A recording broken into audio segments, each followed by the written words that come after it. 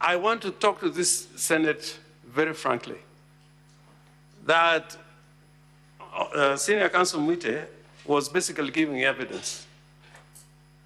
He has not told us where, or if he has told us, the medical institution where the Deputy President is. But for the Deputy President to fail to bring evidence, credible evidence before the House that has been admitted, even that evidence that has been admitted to a medical institution, we don't have it. We will rely on the evidence from my senior counsel, Paul Mwite.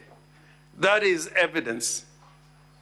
But in practice, I can say without a fear of contradiction, there are many times where people are represented even in medical documents, and later on they've been found to be fake, if I may use that word. I think that the Deputy President should have done, we should have had one of the doctors here, at least to tell us about his admission and about his condition, because up to 1:15, the Deputy President was here. He was not evacuated from here in an ambulance. And if I can give evidence from the bar, he went to his office, and again, there's no evidence that he was evacuated in an ambulance. He went to Karen Hospital in himself to check at the hospital. So I think our constitutional duty is to live by what the Constitution requires of us. The greatest prejudice, for me, I was looking forward to cross-examine the Deputy President. But unfortunately, the story that has been told does not include cross-examination of the evidence of the Deputy President, which is on record. But because we are time-bound, and as my London friend Eric Gumba said, we are prepared to go by the evidence in record. The prejudice is to us. The sickness of the Deputy President is affecting us more because we would want to cross-examine him, but he has evidence in record which we cannot test by the way of cross-examination.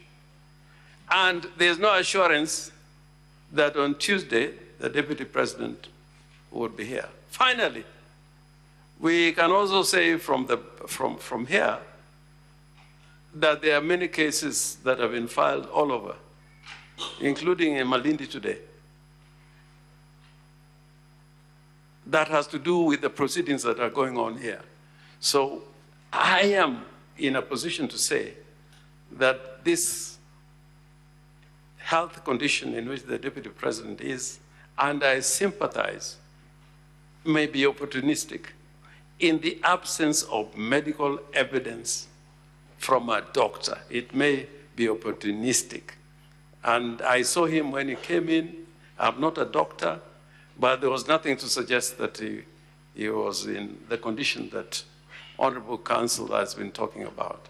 So do the senators now turn into a jury to make a decision on the basis of evidence presented from the bar by senior counsel without no documentary proof of where the Deputy President is and what ailments is suffering for?